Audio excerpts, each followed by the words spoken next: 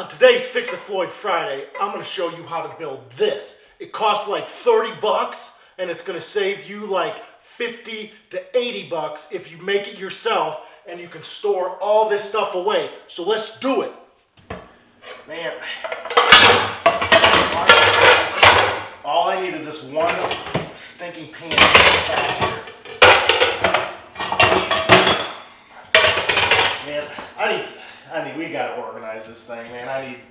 I need something built in here. I need Floyd. Hey Floyd! Hey Floyd, can you hear me? I need your help, please. Oh my God, somebody needs me.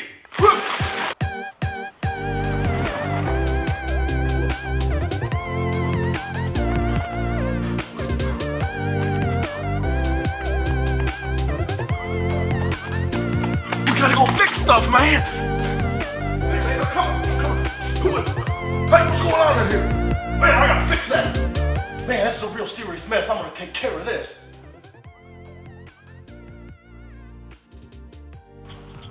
This is a 2x2, but it's really nice and square. Just look at that, man. This is like 1x3 for the sides. Drawer slides. Get these nice ones with the ball bearings in them. Don't be cheap. And a bunch of these hooks. These right here. Nice hooks that hold pans and pots. You gotta be strong like me. Hey, if you like learning how to build stuff and fix stuff, come back every other Friday for Fixit Floyd Fridays, and I'm gonna teach you what to do. Don't forget to subscribe to this channel. You can learn all about fixing stuff, building stuff, and homesteading stuff. Let's do it. Okay, now it's time to draw it out. The inside of my cabinet is 23 3/8 inches from the front to the back. That's important, and that's why I got 22-inch drawer slides that are full extension. So pay attention, because this is what it's gonna look like. From the front, you're gonna have boards like this, and then there's gonna be a board that goes across the top like this. Your drawer slides are gonna go in here and here, and then this 2x2 is gonna go on the inside. And when we attach it inside the cabinet, it's gonna slide out, and there's gonna be hooks like this. Am I making myself clear? Okay, so now we need to start measuring and cutting. So here's the deal. I got two sides made of 1x3. I need to do the top out of a 1x3 as well, and it's gonna perfectly sandwich the assembly that I have. I need to make this back plate that can go across and I can put screws in. So come on, people.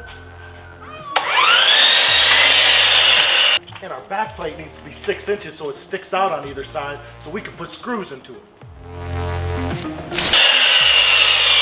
There we go. Okay, as you can see now, I've assembled all the pieces I need to complete this project. So at this point, if you're following along with me, you should have this setup.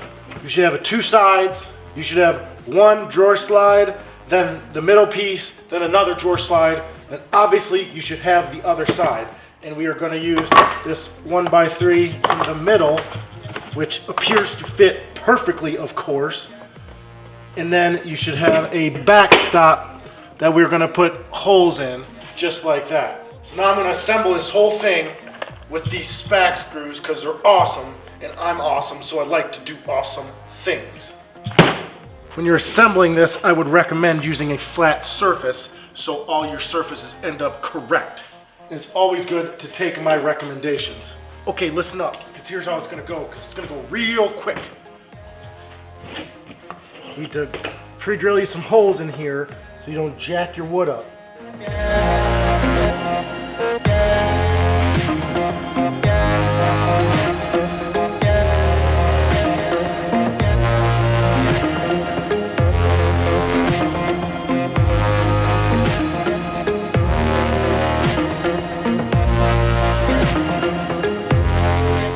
What you're gonna need to do before you put both sides on is you're gonna have to just do one side and put a drawer slide on. because otherwise you can't get your drill in there. And also, drawer slides come with a bag of screws just like this. And they're very small, and my hands are very big, and they're hard to hold. But we're also going to need to pay extra attention to where this drawer slide goes, because we need to have a front to the drawer. And so I'm going to put that there at the end. I'm going to put this here at the end to make sure our drawer slide doesn't go too far forward. And then I'm going to screw it in 3 different places.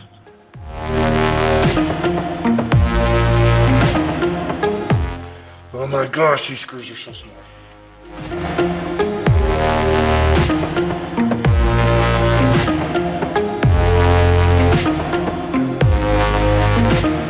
It's like I need some kind of tweezers for these stupid screws. Ugh.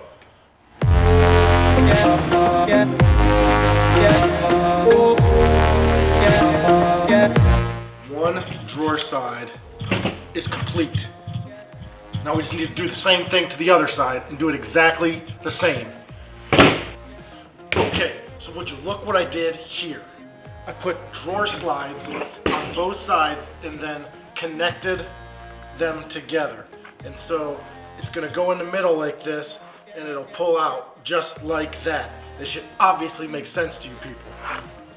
The next thing I need to do is connect the actual attachment slide parts to the middle part where the hooks are going. When it's all together, it's going to look like this, but we need to make sure that the sides attach to this piece of wood so it'll slide out. I'm going to have to make some marks on this piece of wood so I can take it out, because obviously I cannot get my drill inside of here. And if you're smart, you'll make a mark on the metal and on the wood so you know where to put it. That just makes sense. Come on. Look what I'm doing here. I'm making a mark on the wood and on the metal so I can match them up when I take this out. If you've never used these slides, they're very easy to use. You slide them all the way out and pull this part down and out. I'm going to use these stinking small screws that I can't even hold, and I'm going to put these on the side when I match up my lines.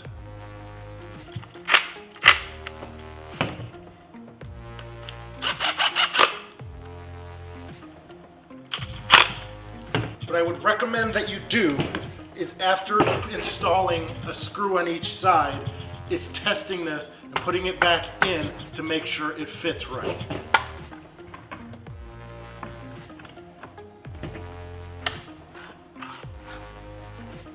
If you see what I've done here, it actually fits right. I'm going to show you down here on the table. Just watch.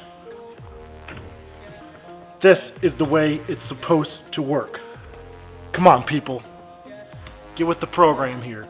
And now that I've done this, if I leave it in the track, I can put the other 2 screws in.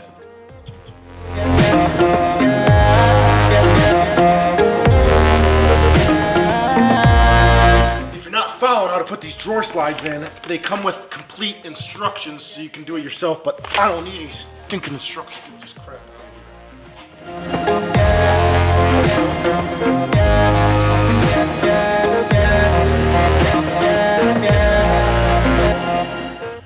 There. Now we just need to install this back in, and this part of the job is complete. You'll hear them click when they're fully engaged. And obviously, we've done this correctly because it just slides right out, just like that, to full extension. We need to put our back plate on the back of this. I want to line this up so it's even on both sides. So we need to find the middle of our boards. It's 4 inches. Half of 4 is 2. So our mark goes at 2, and on this one, it's 6. Half of 6 is 3. So once you have that done, you need to mark both of your sides just like this.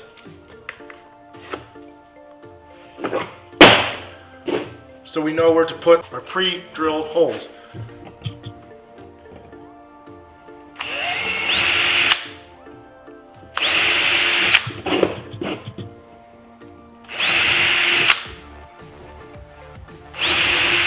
Now we just need to attach our back plate to the back of this on our center line.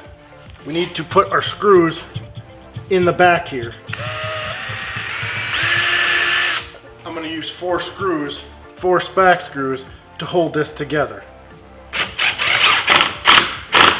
That will also add extra strength and rigidity to the rest of this project. Rigidity is our word of the day.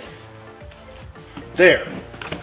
Obviously, if you've done it right, it will still open and shut properly. And now we can mount that to the back of the cabinet.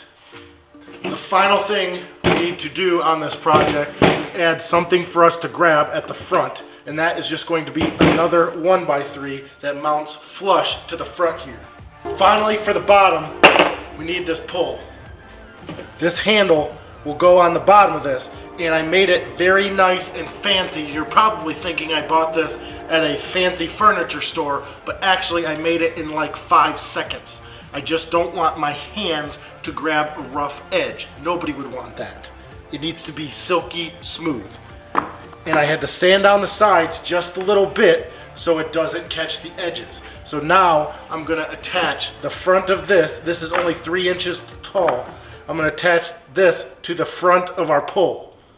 This is what we're gonna grab onto to pull the drawers out. It just makes sense.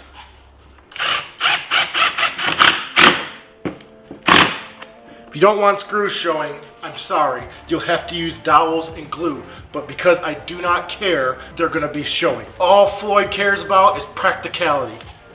And just like that, I've installed the front of this. And if you watch what I'm about to do, it will pull out just like that and push all the way back in. This is what the front looks like, and it pulls out like this. We need hooks to hang the pots and pans. So we need to drill holes for these to install inside of here, because these will obviously crack the wood. So we're going to measure them out and make them even. This drill bit should be sufficient for these hooks. If you choose whatever hook size, just make sure you don't go bigger than the threads on the hook. I'm putting my first one at 2 inches back. And I'm drilling it in the middle, obviously. For the time being, I'm going to leave the hooks forward. I don't know if I'm going to change it or not. I believe I'm going to put one every 3 inches. That will give me 7 hangers.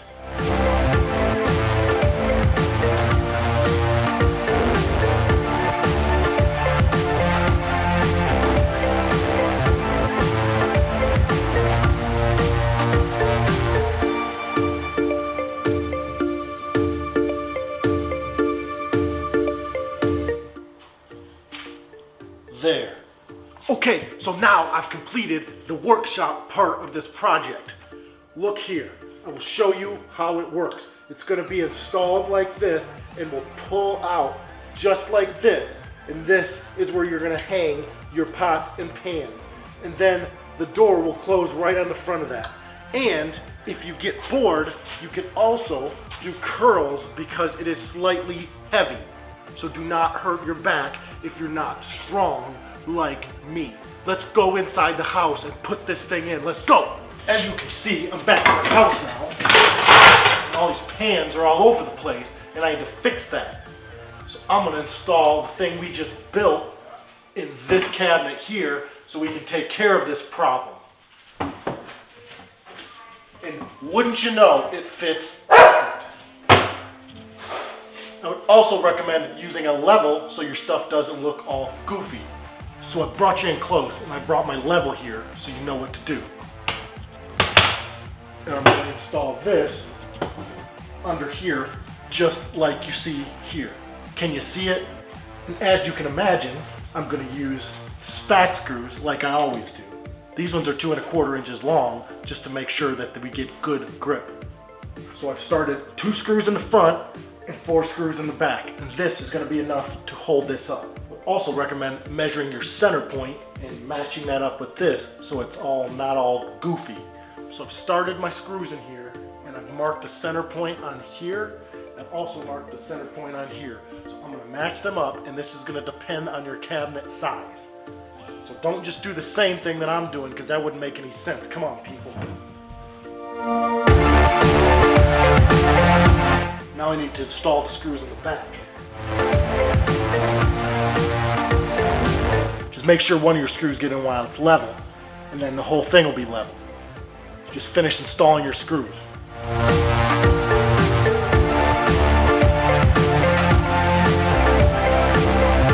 So I've mounted it. Now we need to put in the pull to make sure everything works right.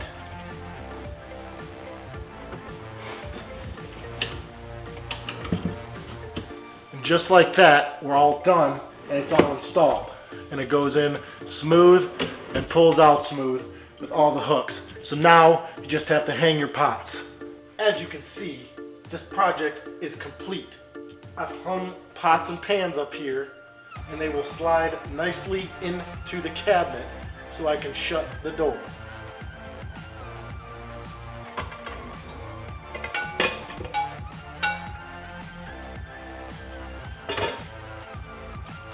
Just like that.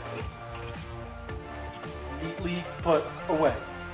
It's the smart thing to do, and don't you forget it.